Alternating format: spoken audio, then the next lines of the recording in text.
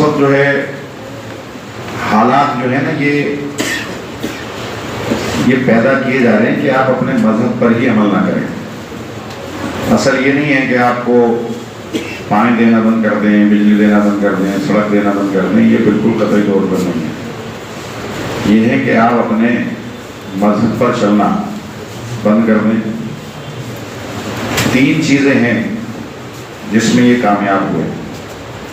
पूरे मुल्क का जो अगर आप सिनेरियो देखोगे, वक्फ एक्ट हो, चाहे CNRC हो, चाहे अभी प्राइवेट बिल लेकर आ रहे हैं वो हो, ये पूरे मुल्क में इन्होंने जब से आए हैं एक चीज कोशिश की है पूरे मुल्क को बताने में और नफरत को बढ़ाने में कि हिंदू भाइयों, तुम्हें अगर किसी से खतरा है तो मुसलमानों से। अगर तुम्हारी इज्जत, आबरू, तुम्हारा माल, हुकूमत अगर कोई छीनेगा तुमसे तो मुसलमान छीनेंगे। ये बात मुल्क के ज्यादातर हिंदू भाइयों को बताने में ये कामयाब हो। अब हम उनका इलाज कर रहे हैं तो हम तुम्हारे साथी हैं, और जो उनके साथ हैं, यानी कि जो हमारे साथ है, जो पॉलिटिकल पार्टी भी हमारे साथ है, वो तुम्हारी दुश्मन है। यानी कि अगर तुम्हारे दुश्मन का कोई दोस्त है तो वो भी तुम्हारा दुश्मन है। इसी पर पूरी सियासत और उसी के लिए सारी चीजें हो रही हैं। अब वक्फ है, जिस तरह से ये लेकर आए, बहुत सारे लोग इसके सपोर्ट में बयानात भी दे रहे हैं कि इससे क्या नुकसान होगा। तो मैं सीधा सा आपको बताऊं कि मैं दिल्ली वक्फ बोर्ड का चेयरमैन वक्तन 3-4 साल रहा। जब मैं चेयरमैन था तो दिल्ली वक्फ बोर्ड ने एक भी केस, एक भी मुकदमा नहीं हारा। हमने सारे मुकदमे जीते। मेरे वक्त में 123 प्रॉपर्टी का मुकदमा है जो पीछे से चला आ रहा था। जब मुल्क आजाद हुआ था हमें मालूम ही नहीं है 123 प्रॉपर्टी है क्या। उसमें जब ये अंग्रेज थे यहाँ तो 1913 में अंग्रेजों ने ये ऐलान किया कि हम दिल्ली को राजधानी बनाएंगे। तो दिल्ली के जितने गांव थे उन तमाम प्रॉपर्टीज को इन्होंने एक्वायर कर लिया। 246 प्रॉपर्टी थी उस वक्त में, जो मस्जिद, कब्रिस्तान, दरगाह, मदरसे थे। उसमें से रेवेन्यू रिकॉर्ड में एक सिंगल नोटिफिकेशन जारी किया और सारी जमीनों को एक्वायर कर लिया। और उन सब में सरकारी रेवेन्यू में सरकार दौलत मदार या किसी डिपार्टमेंट का नाम लिख दिया। अब जब हुकूमत, मुल्क आजाद हुआ, कांग्रेस की हुकूमत आई तो 1975 में कांग्रेस ने बर्नी कमेटी बनाई।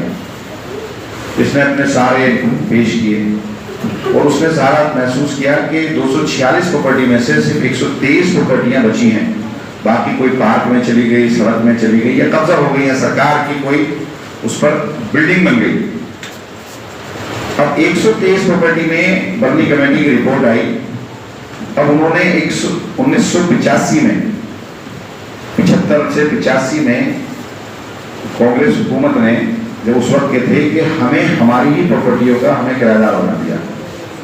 एक नोटिफिकेशन जारी किया कि 1 रुपया महीना किराए पर हमें 123 प्रॉपर्टियां दे दी, जबकि मालिक हम थे, बनाने वाले हम थे। एक सिंगल नोटिफिकेशन आया, ना हमें उसका मुआवजा दिया गया। और जब मुसलमानों ने ये कहा था कि हमको अपनी प्रॉपर्टी का ना मुआवजा लेना है ना हमें देनी है, और ये पूरे मुल्क में मुसलमानों ने कहा था और दिल्ली में खासतौर से कहा था, किराएदार हमें बना दिया। उसी नोटिफिकेशन को लेकर के विश्व हिंदू परिषद कोर्ट में गई और उसने कहा कि हम 100 रुपया किराया देने को तैयार है, प्रॉपर्टी हमें दे दी जाए। वो केस चलता रहा। फिर लास्ट में आते आते 2014 में जब हुकूमत, कांग्रेस, मनमोहन सिंह जी जब थे, जब UPA 2 था, तो अगले दिन इलेक्शन होना था, तो आखिर दिन उन्होंने एक नोटिफिकेशन जारी किया कि वो जो 1 रुपये किराएदारी थी खत्म करके हमें उसका मालिक बना दिया। वो इम्प्लीमेंट नहीं हुआ, नेक्स्ट डे इलेक्शन का अनाउंस हो गया। वो केस चलता रहा। इन्होंने सिंगल मेंबर कमेटी बना दी, सिंगल की रिपोर्ट नहीं तो 2 मेंबर कमेटी बना दी। 2 की रिपोर्ट हमारे फेवर में थी तो वो नहीं लेकर आए, फिर सिंगल मेंबर कमेटी बना दी। इसी में एक खसरा नंबर 484 है जो निजामुद्दीन के सामने है, DPS के पीछे 30 बीघे जमीन है हमारी। वो केस चलते हुए, स्टे चलते हुए इन्होंने उसको गवर्नमेंट की दूसरी एजेंसी को अलर्ट कर दिया। हम हाई कोर्ट गए, मैं जब चेयरमैन था, और हम उनकी कमेटी में नहीं गए। जब बुलाया हमने यही कहा कि भाई 2 मेंबर कमेटी आपने क्यों तो बताई नहीं, क्या उसकी रिपोर्ट थी, तो 1 मेंबर में क्यों जाए हम, और हाई कोर्ट में हमें बोलेगी तो हम जा नहीं सकते।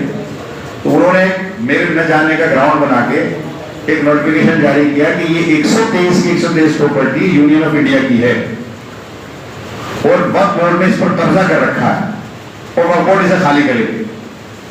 ये नोटिफिकेशन जारी किया यूनियन ऑफ इंडिया ने, और बिल्कुल ऐसा मुझे विलन बना दिया। तमाम यूट्यूब चैनलों ने, तमाम चैनलों ने, तमाम अखबारों ने कि अमानतुल्लाह वहां नहीं गए, और मेरे नाम से, क्योंकि वो सीओ के नाम से नोटिफिकेशन जारी होता है, वो नोटिफिकेशन मेरे नाम से जारी किया। मैं हाई कोर्ट गया, अल्हम्दुलिल्लाह हाई कोर्ट ने ये माना कि ये प्रॉपर्टियां दिल्ली वक्फ बोर्ड की हैं और एडमिनिस्ट्रेशन कंट्रोल इनका दिल्ली वक्फ बोर्ड पर रहेगा।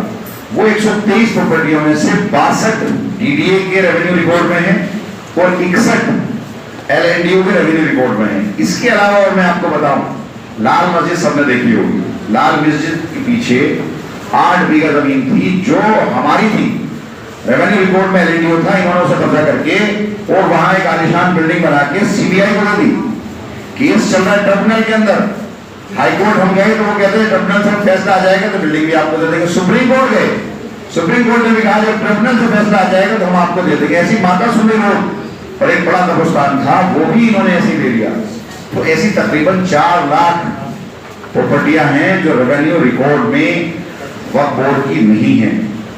तो वो यही कह रहे हैं कि सरकार की जमीनों को वक्फ बोर्ड ने कब्जा कर लिया, मस्जिदें बना दी, प्राइवेट प्रॉपर्टी को कब्जा कर दिया। जो जवाब दाखिल किया है 300 कुछ पेज का जवाब दाखिल किया, मुजीबुर रहमान साहब यहाँ है क्योंकि मैं उसमें पटिशनर हूँ, तो 1300 कुछ पेज का है जिसमें उन्होंने कहा कि वक्फ बोर्ड ने जो वक्फ यूजर के लिए ऐसी 4 लाख प्रॉपर्टीज हैं 9 लाख में से, और हर गांव में ग्राम सभा चला हुआ है, कहीं कुछ चला हुआ है, ये तमाम प्रॉपर्टीज पर आएंगे और इनका एक एजेंडा है कि कोई भी आदमी खड़ा होकर कह देगा कि ये वक्फ रेवेन्यू में नहीं है, ये वक्फ की प्रॉपर्टी नहीं है, दफीना गलत हो रहा है, तो डीएम क्या करेगा कि ऑर्डर कर देगा और वहां दफीना बंद करा देगा। मस्जिद में अगर नमाज हो रही होगी रेवेन्यू रिकॉर्ड में, अगर वो नहीं है, पुराने रिकॉर्ड हैं, रिकॉर्ड तो मिलेंगे नहीं, रिकॉर्ड रेवेन्यू रिकॉर्ड में सरकार का चला हुआ है या किसी पर्सनल चला हुआ है, तो वो सब नमाजें बंद करा देंगे, कब्रिस्तान में दफीना बंद करा देंगे, झगड़े का बाइस बनेगा और पूरे मुल्क के अंदर नफरत और बढ़ेगी जो इनके लिए फायदेमंद है।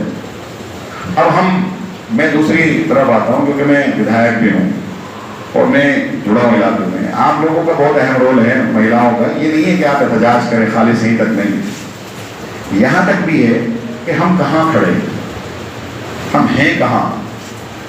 खाली यही थोड़ी ना, ये जो आया है लाइफ, आप अपनी बहुत सारे लोग, मेरी अपनी जिंदगी में जब मैं 40 साल पहले की अगर मैं बात करूं तो 40 साल पहले गाड़ियां नहीं थी, मोटरसाइकिल भी नहीं थी, एयर कंडीशन भी नहीं था, प्लास्टिक की जूती बड़े से बड़ा नंबरदार जमींदार पहनता था, 2 जोड़ी कपड़े होते थे, टेलर पे सिलवाता था। 6500 तकरीबन साल से दुनिया है, 40 साल में सब कुछ बदला है। सारा रेवोल्यूशन अगर आप देखोगे कि एसी, गाड़ियां, बंगले, ये कहां से आई इन 40 सालों में। हमारी कौम 3 चीजों में इस वक्त मगन है, महंगी महंगी बड़ी बड़ी शादियां करना, आलीशान मकान बनाना, और अपने उम्रा भी एक फैशन में आ गया कि उम्रा करने से पहले दावत करना, उम्रा करने के बाद दावत करना, ये भी एक चलन आ गया। ऐसे भी हालात हुए कि अभी 1 हफ्ता पहले आसिफ भैया बैठे हैं कि कोई एक मेरे पास बच्चे आए, माँ बाप दोनों आए कि मुझे अपनी बच्ची की शादी करनी है। मैंने इनसे इनका वो ले लिया,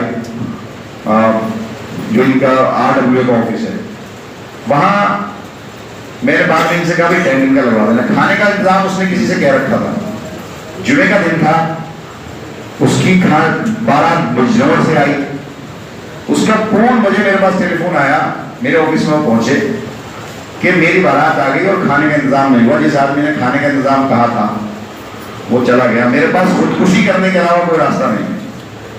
एक तरफ ये हालात हैं, तो वो तो ये लाली के बेटे से मैंने कहा, जो बावर्ची हैं, उन्होंने 1.5 घंटे में खाना बनाकर दे दिया।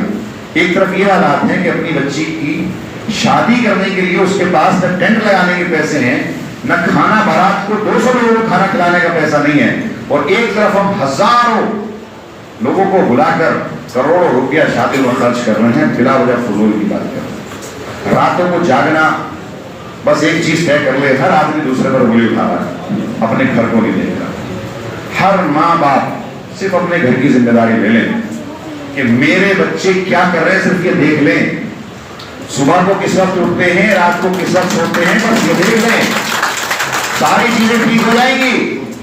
अभी ईद थी, रमजान था, जाकिर नगर शाहीन बाग के रोड पर पैर रखने की जगह नहीं थी।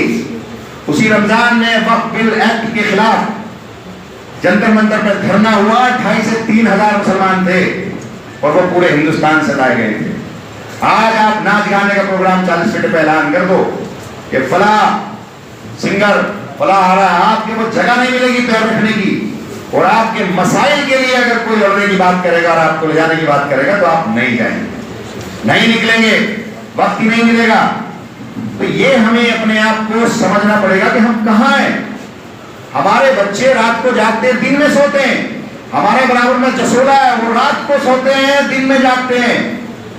4 बजे 5 बजे उठ जाते हैं, हम लोग 4-5 बजे सोने जाते हैं। दिन में काम होते हैं, तरक्याती तमाम काम, तमाम ऑफिसेस, तमाम चीजें दिन में खुलती है। हम लोग दिन में सोते हैं, रात में जागते हैं। चाय की दुकानें, वो तो मैं जब से आया हूँ 2014 से 11 बजे के बाद मैंने मार्केट बंद कराने का माहौल बना लिया, नहीं तो ये रात भर खुले होते और इन सड़कों पर न जाने क्या हो रहा होता। आबादी बेपनाह है, बेपनाह आबादी है। चाय वाला न जाने क्या बेच रहा है, भीड़ लगी हुई है। दूसरी गली में, तीसरी गली में, हर मोहल्ले में रात को ना आप जाग सकते, आप पूरी रात आप चल नहीं सकते सड़क पे, दिन में नहीं चल सकते। हमारे मामूलात आप देखिए, गलियां गंदी, कूड़ा उठाएंगे फेंक के बाहर कर देंगे। हम अपने आप को तो ठीक कर लें, अपने घर को तो ठीक कर लें। हर एक आदमी सिर्फ ये हैद कर ले कि मैं अपने घर को ठीक करूंगा, दूसरे की जिम्मेदारी छोड़ दे, अपनी जिम्मेदारी ले ले कि मेरा बच्चा क्या कर रहा है, कहाँ जा रहा है। ऐसे भी लोग हैं जो एक हफ्ते अपने बेटे से बात ही नहीं होती, बच्चे से बात ही नहीं होती। हम हैं कहाँ? हमें तो ये भी नहीं मालूम कि हमारे बच्चे को गुस्ल के फराइज आते हैं नहीं आते, वो पाक होना आता है या नहीं आता, हम किस दुनिया में जी रहे हैं। दीन, मैं बाखुदा बता रहा हूँ, एक अभी मौत में था मैं अल्लाह की कसम, मैं दंग रह गया। इंतकाल में रात को मैं आया, कम से कम 200 नौजवान लड़के थे वहां उस मौत में। मैंने एक भी लड़का ऐसा नहीं देखा जो लिबास से, शक्ल से मुसलमान लग रहा हो। एक बच्चा नहीं, कोई कच्चे में था, कोई कैसे था, किसी के बड़े बाल थे। मैं जगह का नाम नहीं बताऊंगा, लेकिन कसम खुदा की खा रहा हूं कि मुझे 200 लड़के वहां मिले, एक भी ऐसा नहीं था जो शनाख्त से मुसलमान लगता। जब हम शनाख्त से मुसलमान नहीं लग रहे, अमल से मुसलमान हम नहीं है, हम बात कर रहे हैं बड़ी बड़ी, ये हो ही नहीं सकती। आज जो सब हमारे साथ हो रहा है, हमारे अमाल की वजह से हो रहा है। आप शादी में चले जाइए, आपको पता ही नहीं लगेगा कि कहाँ दीन है, कहाँ है पर्दा, कहाँ है कहाँ नहीं है। ऐसे खत्म हो गया इन 10 सालों में पर्दा, ऐसे खत्म हो गया दीन इन 10 सालों में। सब कुछ मॉडर्नाइज है। 20 आदमी अगर बैठे हैं तो 20 के 20 मोबाइल में लगे हुए। क्या दे रहा है मोबाइल में? तू यूट्यूब देख रहा, रील देख रहा, क्या हासिल होगा इससे? तेरे मतलब की कोई चीज है, तुझे रोजगार मिल रहा है इससे, तुझे दीन मिल रहा है इससे, तुझे कारोबार मिल रहा। 10 लोग बैठेंगे तो 10 के 10 आपस में बात ही नहीं करेंगे, मोबाइल देखते रहेंगे। 20 बैठेंगे तो 20 बात नहीं करेंगे। मियाँ बीवी बैठी, बच्चे बैठे, 2 बच्चे हैं, 2 मियाँ बीवी हैं, चारों मोबाइल में, उन्हें पता ही नहीं जिंदगी जीनी कैसे है। तो हमारे अंदर से आपसी भाईचारा निकल गया, आपस में डिस्कशन बंद हो गया। ये हमें ठीक करना पड़ेगा। तो मैं आप लोगों से ये कह रहा हूँ, मैं इसके लिए तैयार हूँ। गली गली, मोहल्ले मोहल्ले, घर घर मैं जाने को तैयार हूँ, मीटिंग करने को तैयार हूँ। हम लोग एक तो अपनी सफाई का निजाम बनाएं, किस तरह में करना है। सरकार अगर नहीं कर रही, एमसीडी नहीं कर रही, प्राइवेटली 50-50, 100 रुपए जमा करके अपनी गलियों को साफ करना हम शुरू कर दें। दूसरा, अपने हर आदमी जिम्मेदारी ले ले। और ये पूरी दुनिया में बिगाड़ आया मुसलमानों के अंदर, रात को जागने का, दिन में सोने का, ये लाया गया है हमारे अंदर और हम उसको एडॉप्ट किया है। अब यहाँ से निकलना पड़ेगा, तय करना पड़ेगा कि मैं अपने घर को ठीक करूंगा, फिर उसके बाद पड़ोसी से बात करूंगा। जब तक मेरा घर ठीक नहीं होगा, मैं पड़ोसी से बात क्या करूंगा? हर आदमी दूसरे की तरफ उंगली उठा, अपने आप को देख ही नहीं रहा। तो भाई ये बातों के साथ मैं अपनी बात को खत्म करता हूँ। और जो कश्मीर में हुआ उसकी हम जितनी मजम्मत करें कम है, लेकिन अगर जो कश्मीर में हुआ बाकी सब जगह हुआ, वो भी हमें मजम्मत करनी चाहिए।